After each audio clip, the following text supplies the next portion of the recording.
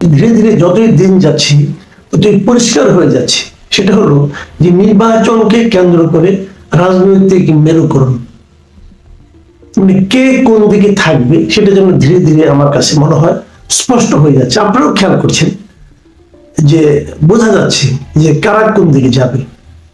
এখন এই সময়ে যে দুটো বিষয় নিয়ে বেশ ক্লিয়ার হয়ে গেছে অবস্থানটা, সেই বিষয় দুটো হলো গিয়ে যে নির্বাচনটা কবে হবে, নির্বাচনটা কি দ্রুতই হওয়া দরকার নাকি দেরিতে হওয়া দরকার। আরেকটা বিষয় হলো যে নির্বাচনের আগে সংস্কারটা হবে কিভাবে হবে, সংস্কারটা জরুরি নাকি নির্বাচনটা জরুরি নাকি দুটোই জরুরি। এই প্রশ্নগুলো নিয়ে বিভক্তিটা আমি দেখতে পাচ্ছি। আপনারা জানেন যে ছাত্রদের যে নতুন দল তারা কিন্তু সংস্কারের কথাটা আগে বলছে, আর বিএনপি তারা বলছে যে না, সংস্কার মিনিমাম সংস্কার করে দ্রুত নির্বাচন করে দেওয়ার কথা। মিনিমাম সংস্কার কতটুকু এটা আপনি মাপবেন কি দিয়ে, অথবা দ্রুত নির্বাচন এটাই আপনি মাপবেন কি দিয়ে। দ্রুত মানে কবে, আগামী মাসে নাকি অক্টোবর মাসে নাকি ডিসেম্বর মাসে, এটা কিন্তু ক্লিয়ার না। আবার অনেকে বলছেন না এটা আগামী বছরে মার্চে হলেও ভালো হয়।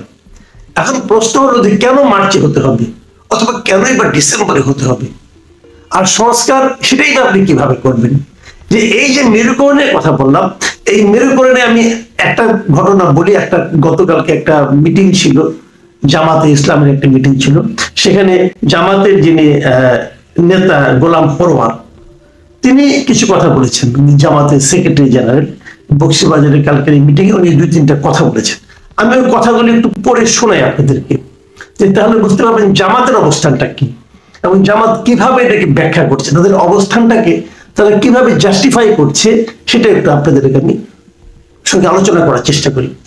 জামাতের এই যে সেক্রেটারি জেনারেল মিয়া গোলাম পরোয়ার, উনি বলেছেন যে অন্তর্বর্তীকালীন সরকার নির্বাচনের দিকে এগোচ্ছে, কিন্তু একটি গোষ্ঠী চাইছে এখনই নির্বাচন দিতে। তাদের দাবি হচ্ছে সংস্কারের কোনো দরকার নেই, নির্বাচন দাও, আমরা ক্ষমতায় যাই। মিয়া গোলাম পরোয়ার যে কথাটা বলেছেন, এই কথাটা কি প্রকৃত বাস্তবতাকে তুলে আনে? এটা কি প্রকৃত বাস্তবতার প্রতিফলন? আমি মনে করি না। আমি মনে করি উনি অর্ধ সত্য বলেছেন।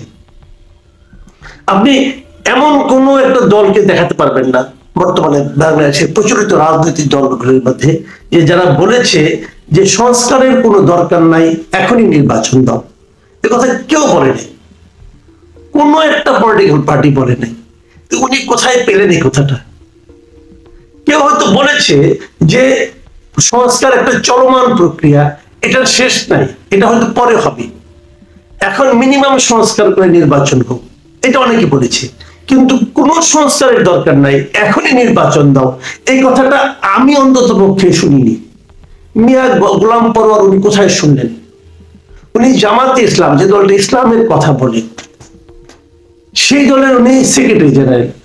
ইসলামকে এটা বলে যে কারো কথা তুমি বিকৃত করে উচ্চারণ করো, কারো কথা যে যে কথাটা বলেনি সেই কথাটা তার মুখ দিয়ে তুমি বলাও, বলে ইসলাম এটা?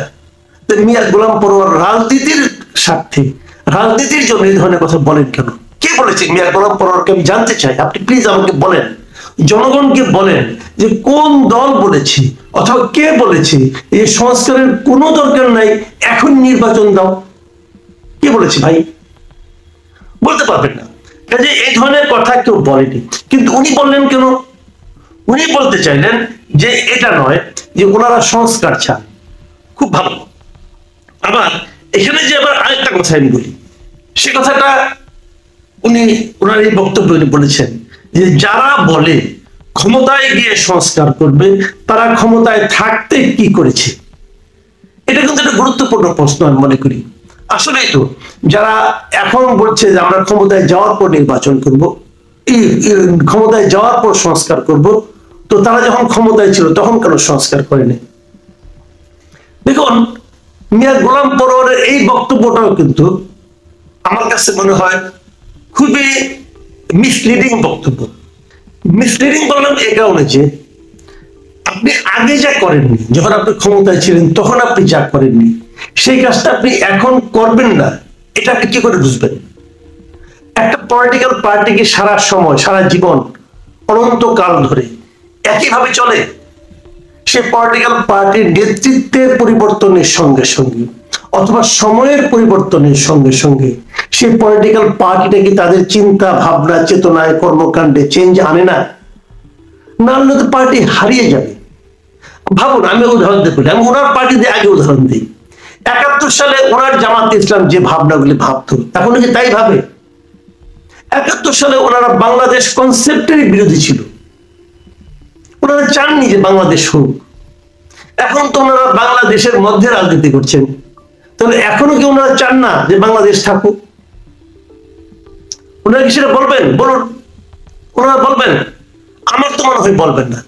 আমার তো মনে হয় এখন ওনারা পাকিস্তানের রাজনীতি আর করতে চাচ্ছেন না, ওনারা বাংলাদেশের রাজনীতি করেন। আচ্ছা, ধরুন আওয়ামী লীগেরই কথা। আওয়ামী লীগ 71 সালে যে চিন্তাগুলি করতো, আওয়ামী লীগ বঙ্গবন্ধুর আমলে যে চিন্তাগুলি করতো, আওয়ামী লীগ কি শেখ হাসিনার আমলে সে একই চিন্তা করতো? শেখ হাসিনা যেভাবে আওয়ামী লীগকে গত 15 বছর চালিয়েছেন, আওয়ামী লীগের অনেক নেতা আছেন, সিনিয়র লিডার আছেন, তারা কি এটাকে পছন্দ করতেন? অথবা আগামী দিনের আওয়ামী লীগ কি শেখ হাসিনার মতো করেই চলবে? অথবা ধরুন বিএনপির কথা, এই বিএনপির দিকে তাকিয়ে দেখুন।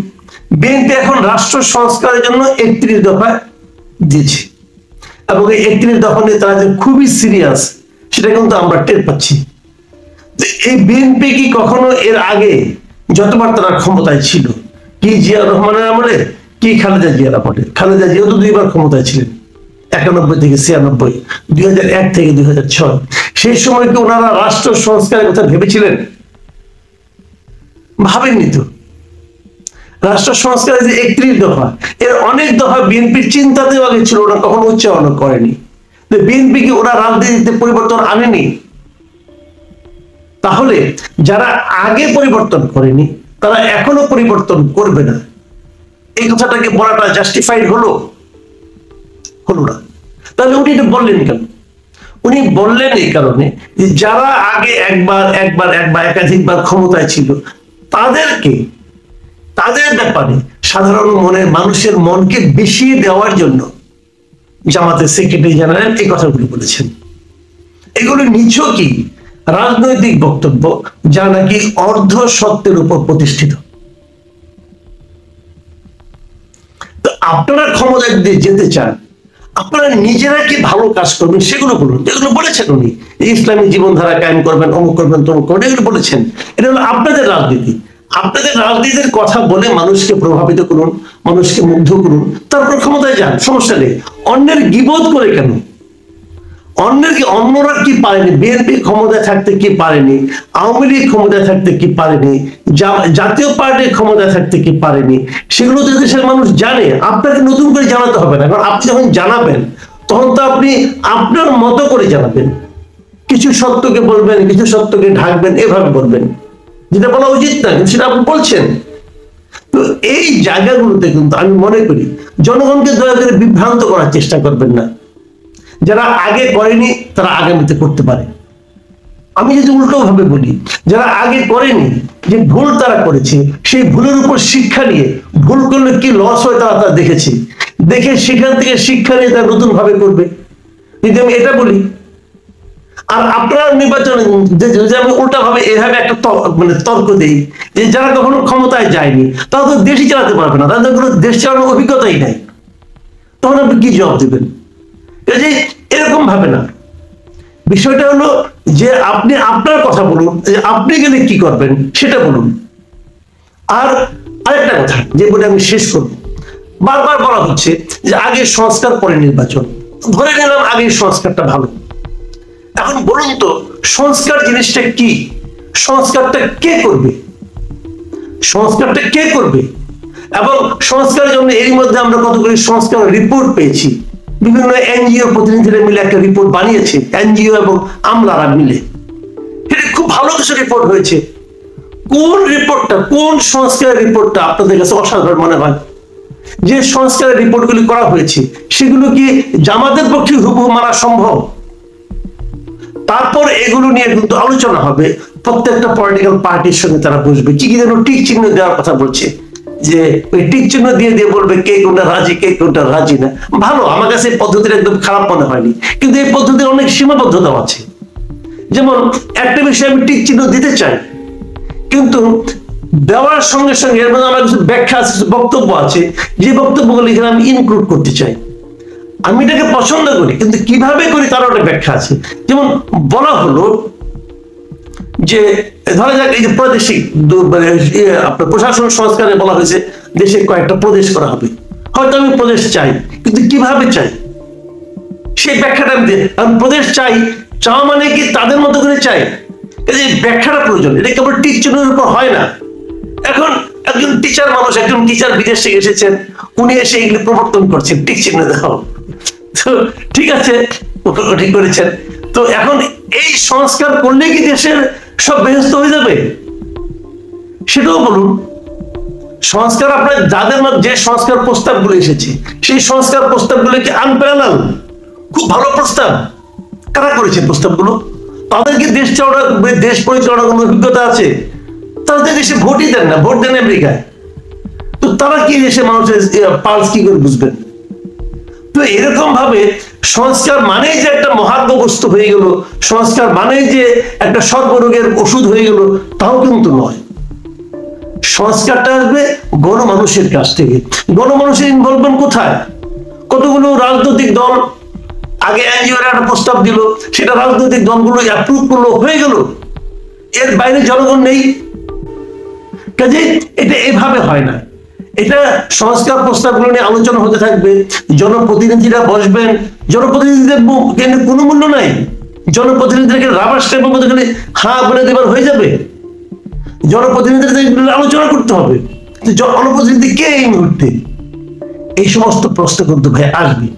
এত অতি সরলীকৃত বক্তব্য দিয়ে মানুষকে বিভ্রান্ত করার কোনো মানে হয় না। আমার মনে হয় এই বিষয়গুলো নিয়ে দীর্ঘমেয়াদী চিন্তা করা দরকার। প্রিয় দর্শক, আমি বুঝি যে জামাতে ইসলামের মূল লক্ষ্যটা হলো নির্বাচনকে পিছিয়ে দেওয়া। যত নির্বাচন পেছাবে ওনারা মনে করছেন ওনাদের ভোট তত বাড়বে। এটাও মনে হয় অতি সরলীকৃত আরেকটা ধারণা। কাজেই এমন কথা বলুন যারা নাকি পুরো শতকরা 100% সত্যের উপর প্রতিষ্ঠিত।